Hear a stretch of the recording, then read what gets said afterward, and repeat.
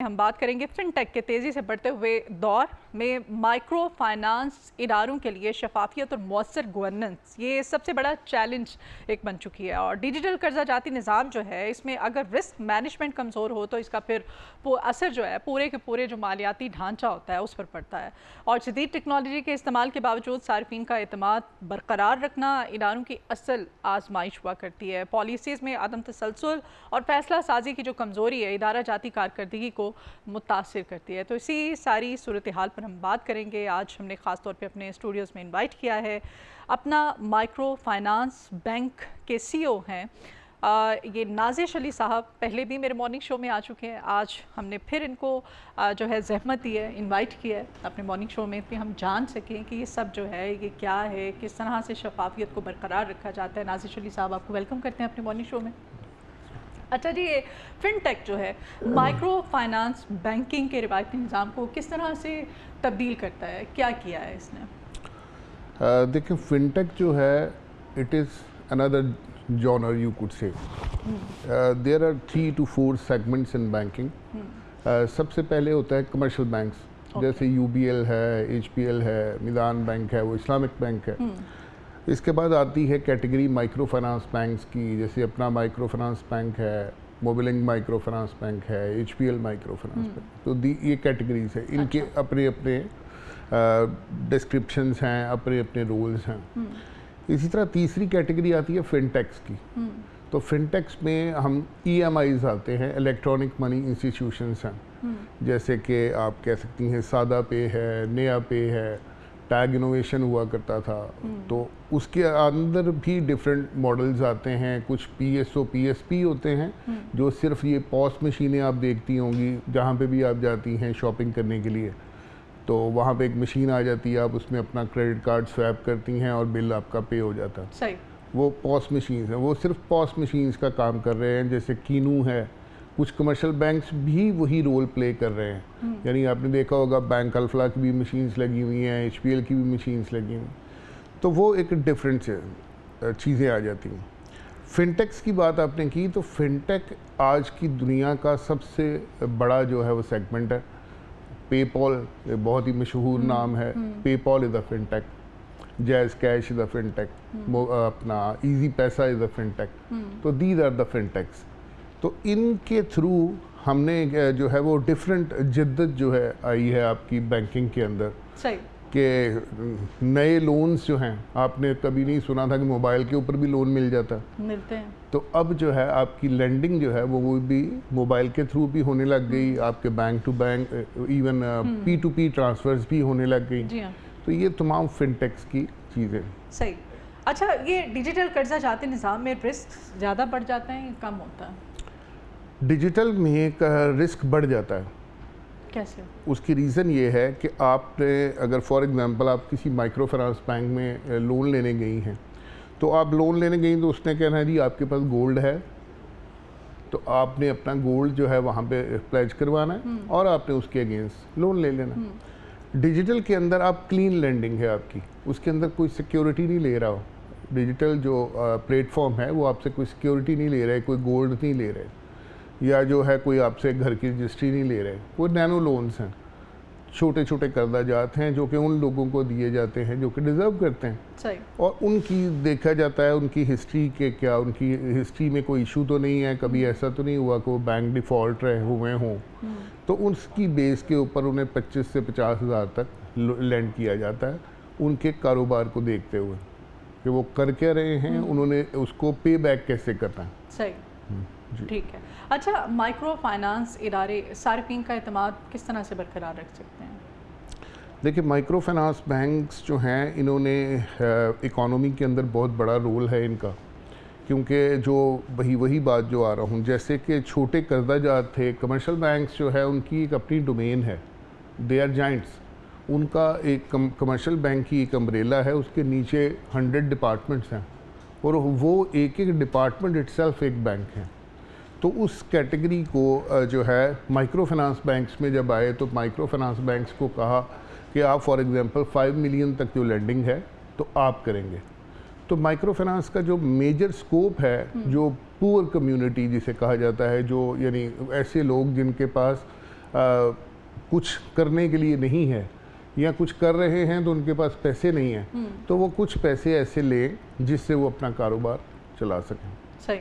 अच्छा, गवर्नेंस की कमज़ोरी जो है किसी भी माइक्रो फाइनेंस बैंक को किस हद तक मुतासिर करती है? देखिए, गवर्नेंस की कमज़ोरी सिर्फ माइक्रो फाइनेंस की बात नहीं है, वो कमर्शियल बैंक्स हो या कोई भी ऑर्गेनाइजेशन हो। आज जो है सबसे इम्पॉर्टेंट चीज़ जो होती है वो कंप्लायंस और रिस्क मैनेजमेंट है। अगर आपकी रिस्क मैनेजमेंट वीक है तो आपने फॉर एग्जांपल एक ऑर्गेनाइजेशन ने बहुत ज़्यादा प्रॉफिट कमा लिया और उसकी रिस्क मैनेजमेंट वीक थी, तो वो उसको लॉस के चांसेस उतने ही बढ़ गए, तो उसका सारा प्रॉफिट ड्रेन हो सकता है अगर उसकी रिस्क मैनेजमेंट ठीक नहीं है। ठीक हो गया।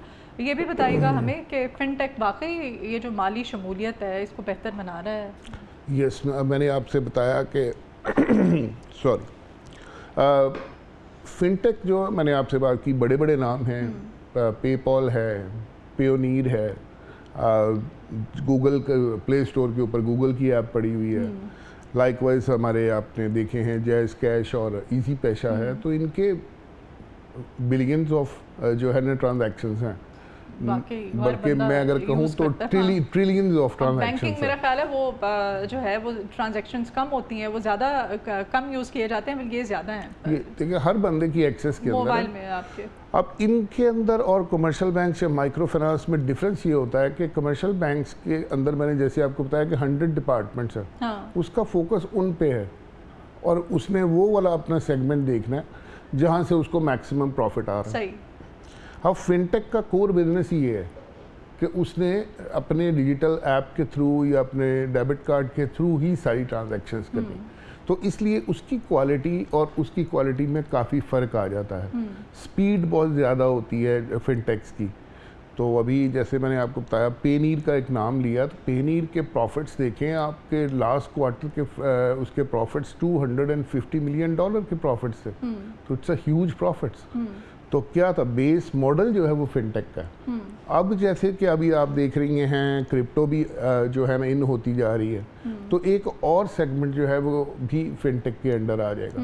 Basically fintech it is an umbrella और इसके नीचे डिफरेंट शॉप्स हैं, वो चाहे पॉस की ट्रांजैक्शंस हैं, वो डेबिट कार्ड की ट्रांजैक्शंस हैं, P2P ट्रांसफर्स हैं, उसके अलावा डिजिटल लैंडिंग है, वेल्थ मैनेजमेंट है, इंश्योरेंस है, तो वो डिफरेंट डिपार्टमेंट्स जो हैं फिनटेक के अंडर। तो इसमें फ्रॉड के चांसेस ज़्यादा होते हैं या दूसरा कमर्शियल बैंकिंग में? देखिए, जहाँ पे भी आपने खुद कहा कि जहाँ पे रिस्क मैनेजमेंट वीक होगी, वो कोई भी ऑर्गेनाइजेशन होगी, तो वहाँ पे रिस्क जो है लॉस के चांसेस ज़्यादा हो जाएंगे। लेकिन जिस ऑर्गेनाइजेशन ने भी अपनी रिस्क मैनेजमेंट, अपनी गवर्नेंस को स्ट्रॉन्ग रखा हुआ, वो फिनटेक हो, वो माइक्रो फाइनेंस बैंक्स हो, वो कमर्शियल बैंक्स हो, तो वहाँ पे जो है वो लॉस के या फ्रॉड के चांसेस बहुत कम होते हैं। अच्छा, ये डाटा सिक्योरिटी है, साइबर क्राइम है, फिनटेक के लिए कितना बड़ा ये ख़तरा है?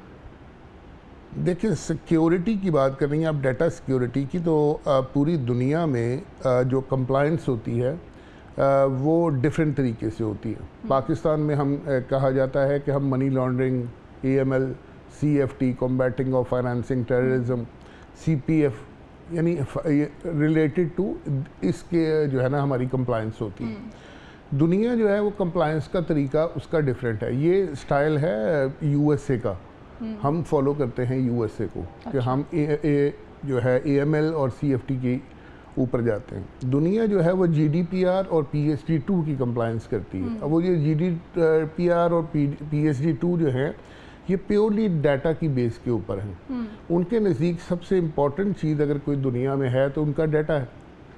इसी तरह आप देखती हैं फेसबुक है, आपका प्लेटफॉर्म है, टिकटॉक है। तो अगर मैं हमेशा इसको रिलेट करता होता हूँ कि फिनटेक के अंदर एक चीज़ आती है Web3। आज दुनिया Web3 पे चली गई। पहले होता था Web2, अब Web1 क्या है, 1, 2 क्या है, 3 क्या है। आप इंटरनेट के ऊपर कोई चीज़ 1989 से लेके 2003 और 4 तक आप चीज़ें सिर्फ पढ़ सकते थे, रीड कर सकते थे। फिर 2003 और 4 के अंदर हमने जो Web2 आया, जो कि आज का आपका ये सारा सोशल मीडिया है, उसके अंदर आप चीज़ें पढ़ भी सकते हैं, कमेंट भी कर सकते हैं, लिख भी सकते हैं और राइट दोनों सूरतें होती हैं। अब जो Web3, लेकिन उसका जो सोशल मीडिया था वो सारा सेंट्रलाइज था, ज़्यादातर चीज़ें वो सेंट्रलाइज कैसी थी, लाइक फेसबुक है तो उसने आपसे एक फॉर्म फिल करवाया और आपको रजिस्टर कर लिया। अब मैडम मदीहा का डाटा फेसबुक के ऊपर आ गया। अब वो फेसबुक का डाटा जो है, जो फेसबुक की पीछे टीम काम कर रही है, उसके पास मौजूद है। सही। और मैं सिर्फ फेसबुक की बात कर रहा हूँ, इस तरह बहुत से जो प्लेटफॉर्म हैं, तो हर वो जो प्लेटफॉर्म जो कि आपका डाटा आपसे रिक्वायर करता है, उसके बाद हमने आज तक कभी कोशिश ही नहीं की कि हम टर्म्स एंड कंडीशन पढ़ लें। हाँ, हमने आया, बस टिक किया और आगे चले गए। ठीक है। तो वो डाटा जो है वो उन्होंने, इवन कुछ कंपनीज ऐसी भी हैं, उन्होंने लिखा होता है हम आपका डाटा ये सेल भी कर सकते हैं, तो और वो करते भी हैं। और उसी के थ्रू ये होता है कि फॉर एग्जांपल मैडम मदीहा देख रही थी मुझे आज शूज़ चाहिए, तो अब आपने जब शूज़ डाला तो वो जिस कंपनी को आपका डाटा सेल हुआ है, शूज़ की कंपनीज को, तो उन्होंने फ़ौरन आपको अपने ऐड भेजने शुरू कर दिया कि ये देखें मेरे भी शूज़, मेरे भी शूज़। तो आप लोग कहते हैं ना कि मोबाइल बातें सुनता है, तो वो डाटा है, वो ये असल चीज़ है। जी। वो जो लोग कहते हैं कि अभी हमारी आप फ़ोन ऑफ कर दें सबसे पहले, आप किसी कोई ऐसी, तो वो डाटा जो है आपका, वो मोबाइल नहीं स्विच ऑफ करें इसको, और स्विच ऑफ करके भी बहुत दूर रखें इसको कि स्विच ऑफ ही होगा। अच्छा, इससे भी कोई फ़र्क नहीं पड़ता। हाँ। अगर जो सिक्योरिटी की बात अभी आप कर रही हैं, आपने मोबाइल अगर ऑफ भी किया हुआ है तो आपकी लोकेशन तो चली गई है ना जहाँ पे आप हैं, तो वो इससे फ़र्क नहीं पड़ता। चलें, अच्छा जी, आ जाते हैं रेगुलेटरी इदारे फिनटेक को मौसर तरीके से आपको लगता है कंट्रोल कर रहे हैं, इज इट? यस, जो है State Bank of Pakistan is doing exceptional job. उनकी हर वक्त जो है they are working on different policies and procedures, और वो हमेशा जो है उनकी कोशिश होती है कि हम ऐसी मॉनिटरिंग के ऐसे जो है इकदाम कर लें जिससे पूरी इंडस्ट्री जो है वो सेव हो। फिर इसी तरह स्टेट बैंक का एक बहुत अच्छा इदारा है CPD, प्रोटेक्शन डिपार्टमेंट है, कंज्यूमर प्रोटेक्शन डिपार्टमेंट। तो वो हर वक्त उसकी कोशिश यही होती है कि जो कंज्यूमर की तरफ से कोई कंप्लेंट आई है उसको वो प्रायोरिटी है उसके लिए। लाइकवाइज सिर्फ स्टेट बैंक ऑफ पाकिस्तान नहीं है, CCP आपका रेगुलेटर है, FIA आपका रेगुलेटर है, आपका FBR आपका रेगुलेटर है, तो ऑल आर वर्किंग गुड। ठीक हो गया। फिनटेक रिवायती बैंकिंग को मुकम्मल तौर पर तब्दील कर चुका है? नहीं, वो ऐसा पॉसिबल भी नहीं है in next 10 years. Aahista Aahista में भी फिनटेक को आप उसको DRBs जो हैं, डिजिटल रिटेल बैंक्स जो हैं, जो कि तमाम बैंकिंग सिर्फ डिजिटल के थ्रू होगी, तो वो आइंदा आने वाले दौर में वो पॉसिबल है। लेकिन अगर आप कहें रवायती बैंकिंग, चेकबुक अभी ख़त्म नहीं हुई, आज भी पे ऑर्डर बनता है, तो अभी हमारी जो मेन स्पेशली इन पाकिस्तान जो है वो हमारी जो कमर्शियल बैंकिंग, जो कन्वेंशनल बैंकिंग जिसको हम कहते हैं, वो इन है और अभी उस पर काम हो रहा है। अच्छा नाज़िर साहब, ये बताइएगा इसमें फ्रॉड के कितने चांसेस होते हैं? एक बंदा है, उसने लोन ले लिया है, ठीक है, बहुत वैसे तो बेचारे इतने कम पैमाने पे किसी ने क्या फ्रॉड करना है, लेकिन वो वापस नहीं कर रहा है। अब मोबाइल कोई भी ऐप है, उसके थ्रू आपने लोन लिया है, आप अपनी सिम ऑफ कर देते हैं, नंबर अपना स्विच ऑफ कर देते हैं, तो उसके बाद उस बंदे को अप्रोच करना या फ्रॉड के केसेस, चांसेस, और फिर किस तरह से उसको रिकवर करते हैं अपनी अमाउंट को? देखिए, इसके अंदर हर बैंक के अंदर, फिनटेक हो या माइक्रो फाइनेंस बैंक हो या कमर्शियल बैंक्स हो, जिसने लेंड किया होता है उसने एक रिकवरी का डिपार्टमेंट पूरा बनाया होता है। तो रिकवरी की टीम जो है वो कॉलिंग भी कर रही होती है। 2-3 तरीक़ों से रिकवरी हो रही होती है। एक आपका कॉल सेंटर बैठा हुआ है जो रेगुलरली आपको कह रहा है जी मैडम आपका बिल ड्यू हो गया, अब आप इसको पे कर दें, रिमाइंडर दे रहे हैं। हाँ, सेकेंडली जो लोग नहीं कर रहे उनको भी रिमाइंडर दिया जा रहा है। फिर इसी तरह एक रिकवरी की फील्ड की टीम है जो आपके घर तक एक्सेस करती है कि आपने अभी तक जो है 30 डेज़ हो गए, 60 डेज़ हो गए, 90 डेज़ हो गए, तो आप अपना लोन जो आपने पे करना था वो अभी तक आप नहीं किया, तो वो प्लीज़ जो है पे कर दें। अब फिर भी अगर कोई बंदा ऐसा है जो कि जिसका दिल ही नहीं कर रहा पैसे वापस करने का, उसका होगा क्या? वो है इतने कम बेचारा। तो वो जो है एक ECIB तस्दीक, ECIB पे जब आपका नाम जो है, जो अभी बात हो रही है सेंट्रलाइजेशन की, तो आपका नाम डिफ़ॉल्टर की लिस्ट में चला गया। जब आप डिफ़ॉल्टर की लिस्ट में चले गए तो आप बैंकिंग से किसी किस्म की कोई फैसिलिटी नहीं ले सकते। सिर्फ बैंकिंग है या फिर ट्रैवलिंग में भी प्रॉब्लम आ सकती है? हर जगह प्रॉब्लम आएगी ना। फिर आपको डिफ़ॉल्टर पे आ गए आप, तो जहाँ पे आपका नाम डिफ़ॉल्टर की लिस्ट में आएगा वो फिर हर इदारे को आपका नाम चला गया, डाटा चला गया। हाँ, ठीक है। चले, अब फ्यूचर में फिनटेक और माइक्रो फाइनेंस किस सिमत में जाएगा, क्या देख रहे हैं आप? I think so they are doing very well.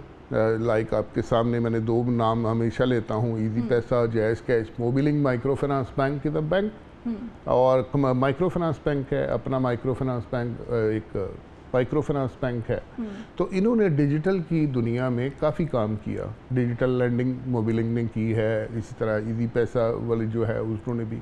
फिर जो है उसके अलावा जो इनके डेबिट कार्ड्स हैं, जो उनकी दूसरी ट्रांजैक्शंस हैं, लाइक जो स्पीड है सबसे इम्पॉर्टेंट चीज़, जो इनके सिस्टम्स हैं उन पर उन्होंने काफ़ी काम किया है, और वो नज़र आ रहा है, विजिबल है कि जो है वो, अगर आप पाकिस्तान में, जैसे मैंने कहा कि दो नाम बहुत मशहूर हैं, तो वो विजिबल है ना कि हर बंदे की ज़ुबान के ऊपर जो है वो जायज़ कैश है। अब जायज़ कैश बाद में आया इजी पैसा से, और वो ज़्यादा ग्रो कर गया।